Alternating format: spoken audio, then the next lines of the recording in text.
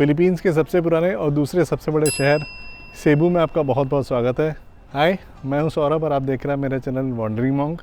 ये वीडियो देख के अच्छा लगे तो लाइक, कमेंट और शेयर करना मिस मत कीजिएगा। और फर्स्ट टाइम मेरे चैनल पर आए तो सब्सक्राइब कर लीजिए बेल आइकन के साथ।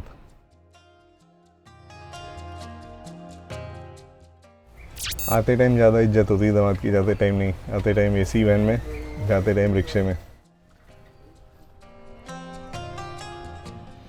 आज इस रिक्शे में लेके आए मैं, शायद मैं अकेला था, अलग अलग लॉजिस्टिकल इश्यूज़ होंगे। अभी यहाँ पे और लोगों को इंतज़ार कर रहे हैं, फिर क्लब करके आगे भेजेंगे।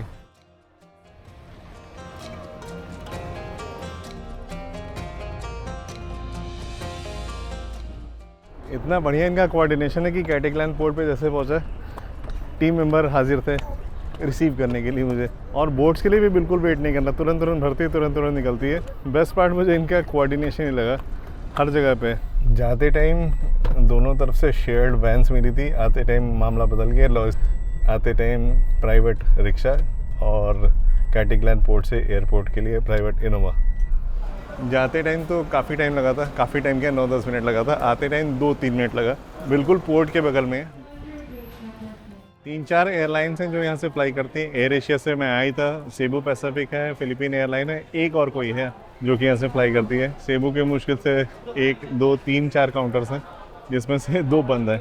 मैं बुराके एयरपोर्ट से बुराके रिजॉर्ट तक जैसे गया था वैन, फेरी, वैन। वापसी में थोड़ा बदल गया मामला, आया मैं रिक्शा, फेरी और इनोवा से। 3 घंटा पहले रिजॉर्ट से पिक करते हैं, मोर देन सफिशिएंट टाइम है। मैं सब कुछ करके बैठा हूँ, अभी भी मेरे पास लगभग 2 घंटे बचे हुए हैं। ओवरऑल एक्सपीरियंस बहुत अच्छा था। Big thumbs up for my बुराके गाइड। अगर आप आ रहे हैं तो माई बुराके गाइड के थ्रू बुक कर सकते हैं, लिंक्स मैं दे दूँगा डिस्क्रिप्शन में। इस एयरपोर्ट की बात की जाए तो 2 बार सिक्योरिटी हुआ। एक बार जैसे आप एंटर करेंगे प्रीमाइसेस में, वहाँ पे किया, फिर चेक इन में 15-20 मिनट लगे।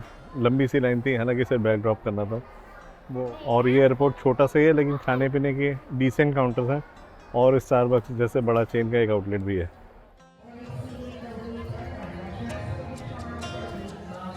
मेरी 11:35 की फ़्लाइट है सेबू पैसिफिक की, कैटेक्लैन एयरपोर्ट से सेबू के लिए। सेबू अगर मुझे करेक्टली पता है तो सेकेंड लार्जेस्ट सिटी है फिलीपींस का।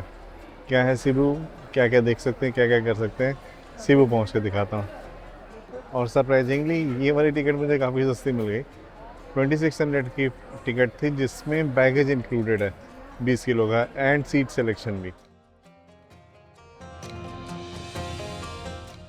इस एयरपोर्ट की एक और इंटरेस्टिंग चीज़ रही कि arrival and departure terminals runway के अलग अलग एंड पे हैं, तो बस को रनवे यूज़ करना पड़ता है। इसके लिए जब रनवे क्लियर होता है तो ही अलाउ करते हैं बस को रनवे के ऊपर, इसलिए आधे घंटे ज़्यादा बिठा के रखा बस के अंदर ही। अब पहुँचे एयरक्राफ्ट के पास।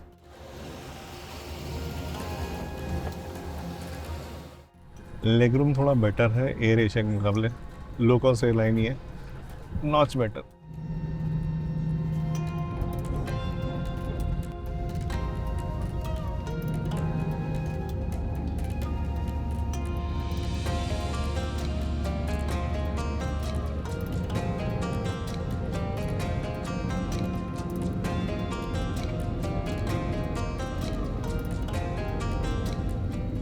सेबू के मैकटान इंटरनेशनल एयरपोर्ट में आपका स्वागत है।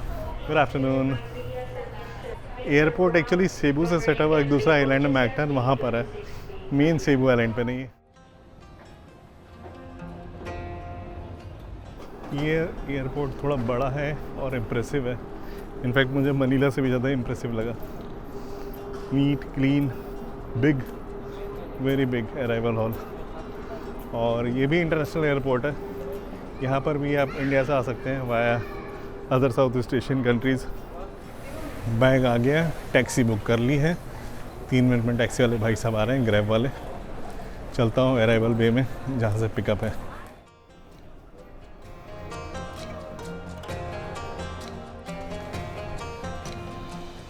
टैक्सी मिल गई मुझे, मैंने बुक की थी नॉर्मल वाली, लेकिन आई है इनोवा।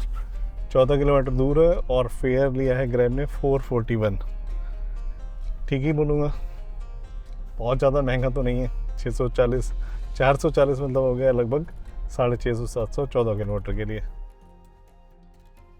जब आप लोकल से बात कीजिए तो आपको थोड़ी ज़्यादा रियलिटी पता चलती है। अभी ड्राइवर भाई साहब ने मुझे बताया कि टगालोग जो भाषा है वो है मनीला में बोली जाती है, सेबू में बिसाया बोली जाती है। बिसाया और टगालोग एक दूसरे की समझ लेते हैं, और third language common language English है। एक्सेंट हालांकि डिफरेंट होता है, जैसे हम लोग बोलते हैं और जैसे यहाँ बोली जाती है उससे बहुत अलग है, तो थोड़ी आपको बार बार रिपीट करना पड़ सकता है, लेकिन समझ में आ जाता है। प्राइमरी मुद्दा ये है कि इंग्लिश लगभग सभी लोगों को समझ में आती है।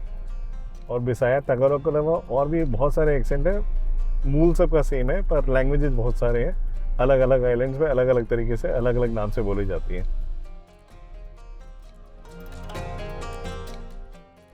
अभी हम लोग गुजर रहे हैं एक पुल के ऊपर से। पुल क्रॉस करके हम लोग ऑफिशियली पहुंचेंगे सेबू आइलैंड के ऊपर। सेबू फिलीपींस का दूसरा सबसे बड़ा शहर है और सबसे पुराना शहर है। सबसे पहले स्पेनिश लोग आए थे तो उन्होंने पहला सेटलमेंट अपना सेबू में ही बनाया था। काफ़ी बड़ा है, मनीला जितना बड़ा तो नहीं, लेकिन डेफिनेटली बहुत बड़ा शहर है।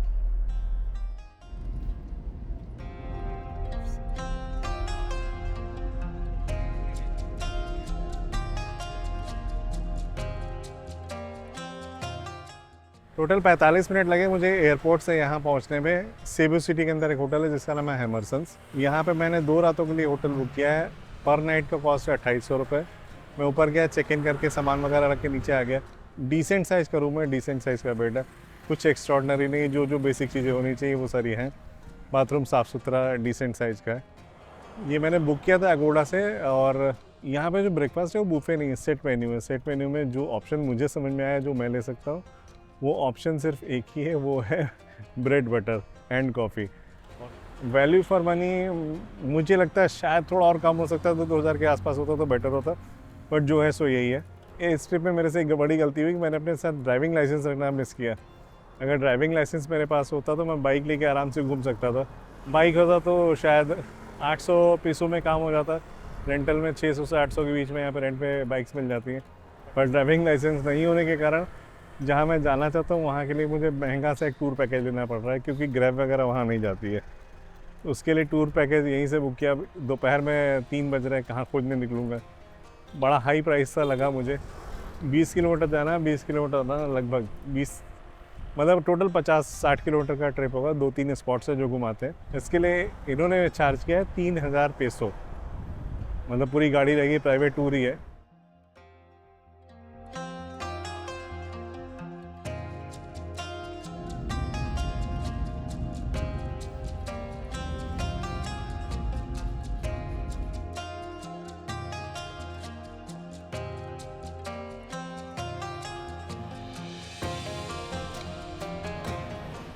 ये मेरे पीछे जो स्ट्रक्चर देख रहे हैं, ये है सेबू का ताओइस्ट मंदिर।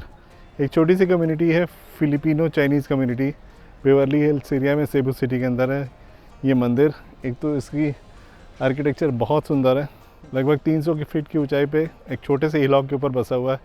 यहाँ से सेबू के मल्टी स्टोरी अपार्टमेंट्स और पीछे बे के नज़ारे बहुत अच्छे दिखाई देते हैं।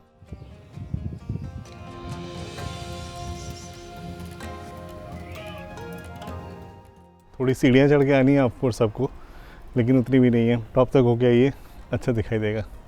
और यहाँ पे कोई एंट्री फीस वगैरह नहीं है।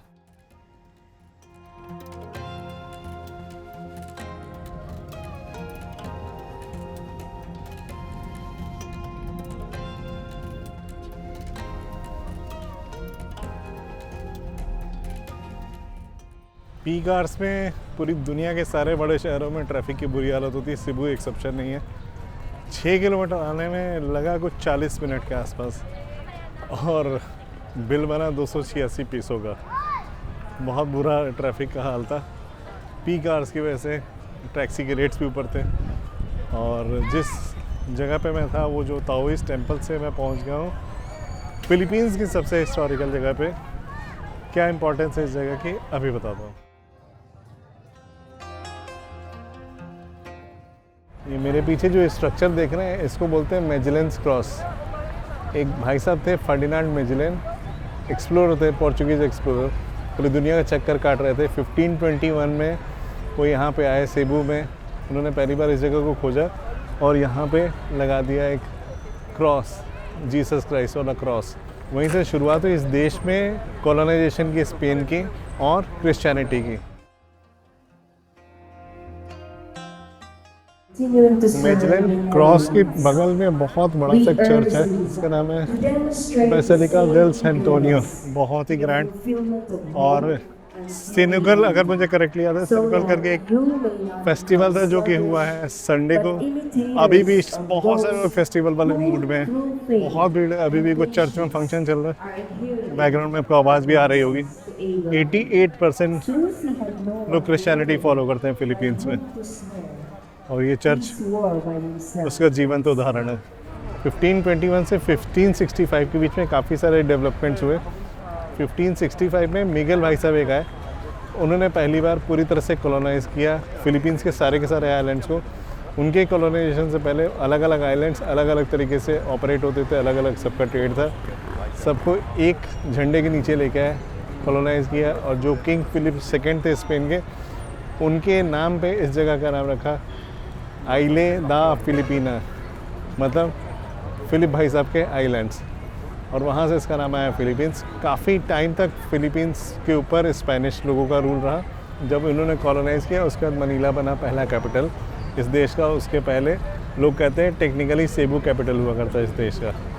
आई थिंक 1896 से 1898 के बीच में कुछ रिवॉल्यूशन हुआ, लोकल लोगों ने रिवोल्ट किया। रिजाल और बोनिफेसियो करके दो रिवॉल्यूशनरी थे, उन्होंने रिवोल्ट किया स्पेनिश गवर्नमेंट के अगेंस्ट। जैसे हमारे देश में ब्रिटिशर्स के अगेंस्ट हुआ था, यहाँ पे स्पेन के अगेंस्ट हुआ। 2 साल चला, 96 से 98 के बीच में। उसके बाद स्पेन और अमेरिका का वॉर हुआ 98 में।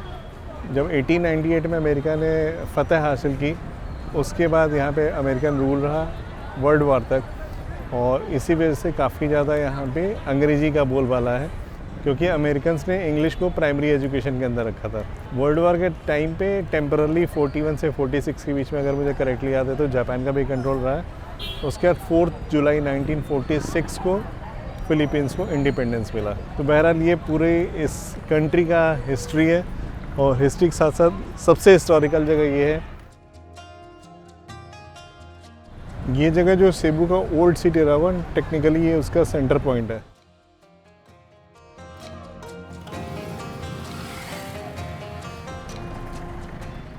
ये मेरे पीछे एक और हिस्टोरिकल बिल्डिंग है, सेबू पोर्ट, 1910 में बना हुआ, बाद में रिस्टोरेशन करके चमकाया हुआ है।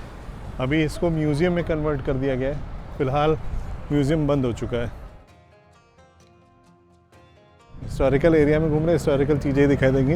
ये पीछे है फोर्ट सैन पेड्रो, जिन्होंने कॉलोनाइजेशन शुरू किया था ना, मिगेल लेगास्पी फर्स्ट कमांडर थे फिलीपींस के, उन्होंने ये फोर्ट बनवाया था। ओरिजिनली वुडन था, जो बाद में बहुत सारे मुस्लिम इन्वेडर्स आने वाले थे, उनको रोकने के लिए वुड से कन्वर्ट किया गया था स्टोन स्ट्रक्चर में। आज भी अभी भी वैसे ही है, 1738 से स्टोन स्ट्रक्चर ओरिजिनली वुड का बना हुआ था।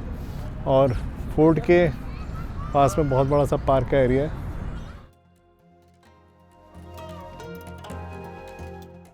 पर्सनली मुझे मॉल्स बहुत ज़्यादा पसंद नहीं है, लेकिन खाली हो गया था सनसेट के बाद, क्या करता, तो देखा गूगल पे कि सबसे फेमस मॉल कौन सा है सेबू का। इसका नाम है अयाला सेंटर। वहाँ चला है, कुछ नहीं, कॉफ़ी शॉप भी पियेंगे और चलेंगे वापस।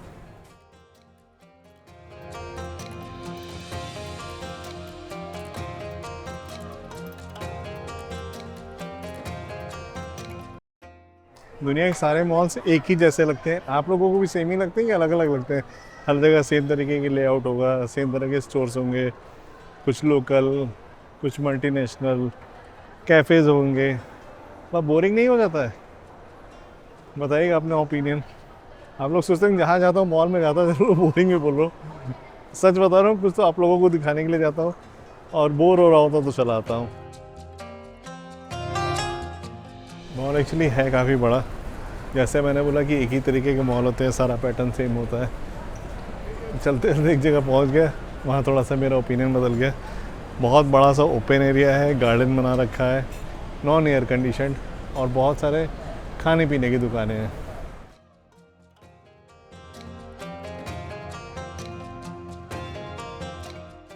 मॉल के इस हिस्से में खाली ईटरीज ही ईटरीज हैं। इधर 3 फ्लोर है, ग्राउंड, फर्स्ट, सेकेंड, सब पे ईटरीज, और इस साइड में 2 फ्लोर हैं, फर्स्ट और सेकेंड, सब पे ईटरीज।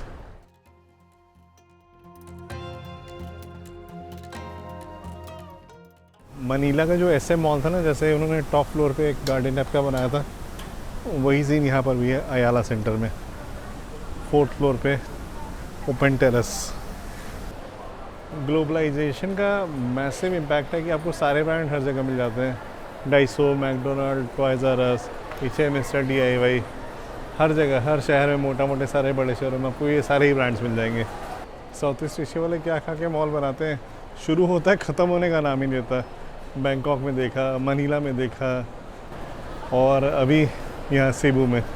ये भी बहुत बड़ा है यार, चलते तो थक गया, सोच मॉल घूमते घूमते थक गया। फाइनली एक कॉफ़ी शॉप दिखी, नाम ही इनका सिएटल्स बेस्ट कॉफ़ी। पी के देखता हूँ कैसा है। थैंकफुली छोटा कप है, स्टारबक्स की तरह से 5 लीटर वाला नहीं है, और प्राइस भी ठीक है, 145 पीसो। सिएटल की बेस्ट कॉफ़ी हो चाहे ना हो, पर अच्छी ज़रूर थी। मेरे होटल के पास ही बेसलाइन करके एक बिल्डिंग है, शॉपिंग कॉम्प्लेक्स कह लीजिए, उसके अंदर एक रेस्टोरेंट है सैफरॉन सिप्स करके। काफ़ी रिसर्च किया तो पता लगा कि सबसे अच्छा रेस्टोरेंट है ये। गूगल के रिव्यूज़ के हिसाब से 4.8 की रेटिंग थी, वही खोज के यहाँ पे आया था। मैंने थोड़ा सा बातचीत की तो पूछा कौन से चैनल से हो, क्या चैनल का नाम है, तो मैंने बताया तो बड़ी खुशी एक मैडम उन्होंने सब्सक्राइब किया, बोली मैं फॉलो करूँगी। मैंने कहा अच्छी बात है। और ये रेस्टोरेंट के ओनर भी इंडियन है और किचन स्टाफ भी इंडियन है, बाकी सर्विस स्टाफ फिलिपिनो है। ये आ गई जी मेरी बिरयानी, और साथ में दिया है कर्ड। बिरयानी की क्वांटिटी यूजुअली काफ़ी ज़्यादा ही होती है, टेस्ट में कैसा है वो देखते हैं। क्वांटिटी तो बहुत सारी है, टेस्ट भी अच्छा है, बिरयानी की तरह ही ठीक रेटिंग की गई। और खाई मैंने वेज बिरयानी, बहुत ही ज़्यादा शानदार। हालांकि क्वांटिटी काफ़ी ज़्यादा थी, लेकिन लंच नहीं किया था इसलिए पूरा का पूरा साफ़ कर दिया। Very nice, highly recommended. जो प्राइसेस मेन्यू में मेंशन है उसके ऊपर से सिर्फ 5% एडिशनल सर्विस चार्ज लेते हैं, वैट इंक्लूडेड रहता है। फिलीपींस में मैंने एक चीज़ नोटिस की है कि छोटी दूरी के लिए जो टैक्सीज हैं, ग्रैब वाले स्पेशली थोड़ा ज़्यादा चार्ज करते हैं, और भीड़ इतनी रह रही, 4 से 7-8 के बीच में मैं ट्राई करा था, हमेशा सर्ज प्राइसिंग। इंडियन करेंसी में 200-250 रुपये लगे 2 किलोमीटर जाने के लिए। बाइक टैक्सी अगर होती तो बेटर होता, लेकिन जैसे मैंने पहले बताया था, इंडियन नंबर पर रजिस्ट्रेशन नहीं हो रहा है।